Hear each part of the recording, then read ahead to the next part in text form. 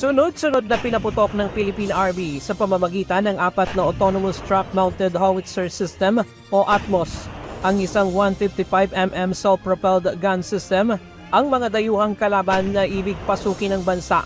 Kaya naman sinimulan ng Army ang unang bahagi ng defense system para ipagtanggol sa kalaban ang Pilipinas sa pamamagitan ng Combined Arms Operation, gaya ng paggamit ng tangke at artillery. Ito ang senaryo sa ginawang pagsasanay ng Philippine Army sa Crow Valley sa Capas Tarlac ngayong araw sa pagpapatuloy ng Battle Period 2 ng Combined Arms Training Exercise o CATEX. Ito yung tinatawag nating Combined Arms Operation na bumubuo ng iba't ibang mga capability gaya ng maneuver system, mga artillery, mga tangke, mga aerial system for our intelligence acquisition at iba pang mga kapabilidad. Na ang purpose noon ay para mapigilan further ang pagsakop ng pagpasok sa ating teritoryo ng mga maninakaw.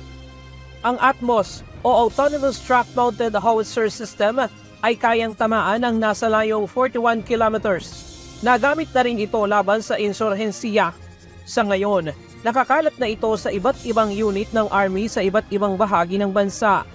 Ngayong pahinana ang puwersa ng mga local terrorist group at communist terrorists, nagsimula na bang pagtuunan ng pansin ng Philippine Army ang external threat ayon na rin sa direktiba ng Pangulo.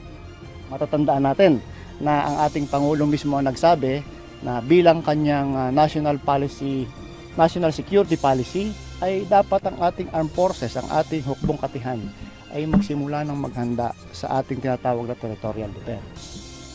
Ngayong taon isinasagawa ng Philippine Army ang pinakamalaking pagsasanay kung saan kasali ang nasa 5,000 miyembro ng Army para sukatin ang kanilang kahandaan, malaking banta sa seguridad ng bansa at external defense.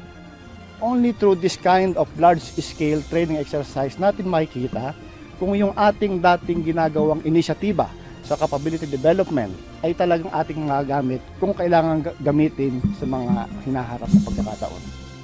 Itinanggi naman ng Philippine Army na ang ginagawang ito ng CATEX ay show of force ng sundalo, kundi dapat lang talagang paghandaan ng bansa ang kinakaharap na problema sa pagtatanggol ng ating teritoryo.